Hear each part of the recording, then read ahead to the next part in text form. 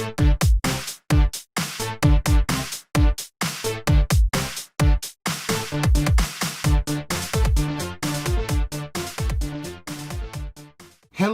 everybody and welcome back to another episode of The Points of Articulation. My name's Dave and if you're new to the channel, welcome everybody. Today I'm looking at the Star Wars Titanium series Rebel Blockade Runner released in 2006. This ship was first seen in Star Wars Episode 4 A New Hope. Now this CR-90 Corellian Corvette was named the Tantive 4, the first ship we ever saw in the original Star Wars movies, and it remains a massive fan favorite. As we saw, it popped up in the original trilogy, the prequels, as well as the sequel trilogy among other mediums such as video games. And even though the Episode 3 version of the Tantive 4 was renamed to the Sundered Heart, it still is an awesome design nonetheless. Just look at it, we have the cool engine block in the back, we have our sensors array, and then we have this cool Hammerhead-esque bridge module, and I always loved that about this vessel. Now for the size of this particular miniature, it comes in at 3 3/4 inches long, which is very nice for this miniatures line. So if you're new to the channel, we have a lot to cover. We're going to take a good look at the mold, the paint, put on a stain, compare it to some other vessels, and then we'll be done. So let's get started. So let's get this video started looking at the mold. Like in all my videos, I will go over all the major sections of the vessel, and then we'll get a nice close-up look to see those fine details. So let's start in the back. We have our engine section looking great. One does pop out more than the rest, which I'm not really a fan of, but look at all the recess in there. Great stuff. The detailing on the sides goes all the way around. Beautiful. Our center section, we have our 2 airlocks, one on each side. Looking good. And right here's our primary sensors array, and this can actually rotate, which is cool. We'll look at that later with the close-up. Coming down the main body, these large sections that are basically popping out are basically strengthened escape pods, and each one of these has a laser turret on the top, which is pretty cool. On the bottom, we have our normal escape pods, looking dope. We have our turbo lasers, one right here, and one should be on the bottom, but there is a screw replacing it. And then we have our bridge section right here, looking great. On the bottom, we have 2 screws holding it together, connector port for the stand, and also copyright crap. All in all, a very iconic ship, and a very well detailed model. So now let's get a closer look and see what this baby really has in store for us. Alright, having a closer look, we'll begin with the top of the vessel, and look at all the line work and modules here. Fantastic. We have our turbo laser, our escape pods. Because of the scale, there's no lasers coming out, but pretty cool nonetheless. And nothing is flat. Everything is raised up here. And it looks amazing. You can see the turbo laser, the bridge section. We have like this little tower right here in the front. Excellent stuff. We have our bridge, and basically everything continues throughout. There's no stopping to the detail, and we'll look at the bottom in a few. But fantastic amounts of detail on here. We have our midsection, which has these beautiful triangle struts. You can see everything's detailed. We have our airlock, and it continues on this side. Beautifully done. Excellent stuff. I just love the amount of detail they put on these. For our primary sensor dish, you can see it has some raised lines on there. Turning it around because it can rotate.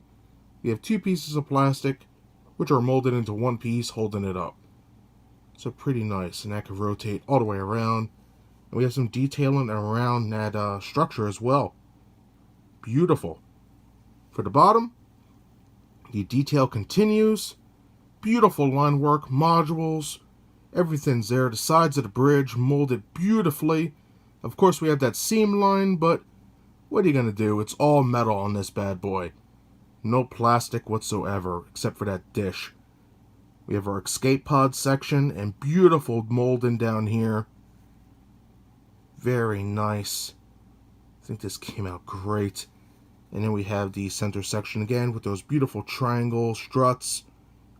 Excellent stuff. The line work, the copyright crap, the peg port for the stand.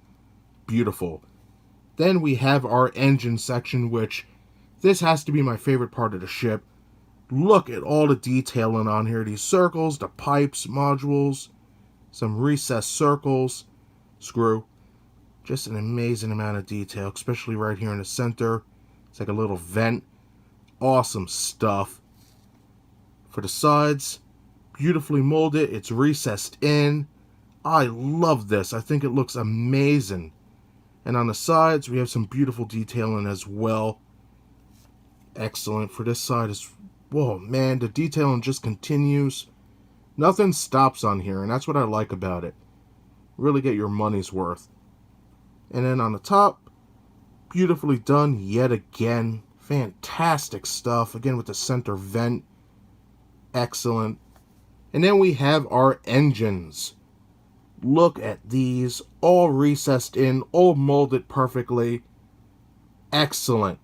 I still don't like how the center engine protrudes out, but that's just me. It is what it is. But an amazing piece here. Really cool.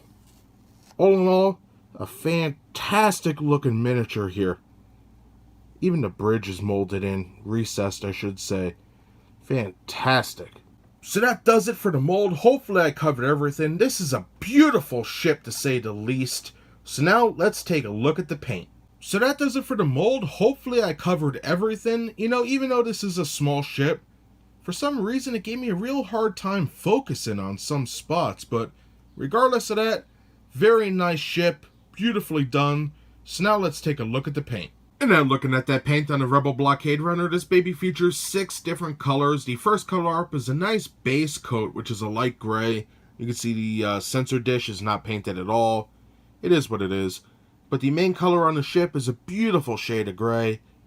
I think it came out great. That's just my opinion, but it works. It does its job, and that's what I like.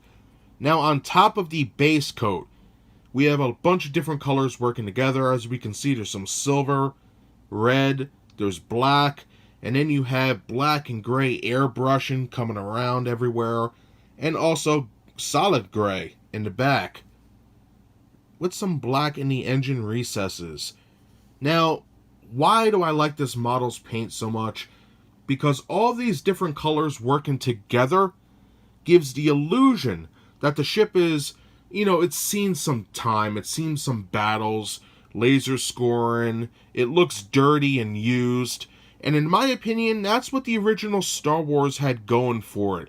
Everything that was on Tatooine, that the Rebels were using, looked old and used, and it gave it a sense of realism, which I think some of the newer movies, even the prequels, don't really grasp that well.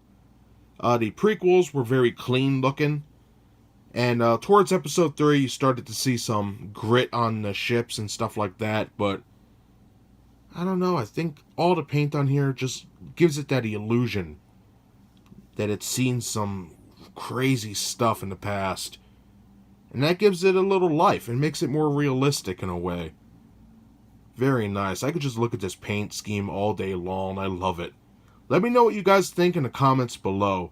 But a fantastic job. So that's everything I have to say about the mold and the paint. So now let's put this baby back on a stand compared to some other pieces, and then we'll be done. And just like other Titanium series ships, it comes with a cool stand, peg it in the port like so. And just like that, everybody, you are good to go. And now for a quick size comparison with the Star Wars Titanium series Rebel Blockade Runner seen in the center. On the left hand side, we have the episode 3 Tantive 4, changed to the Sundered Heart later on in the canon.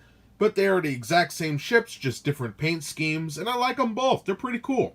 And then on the right hand side, we have the Titanium series Liberty Mon Calamari Cruiser, a fantastic ship.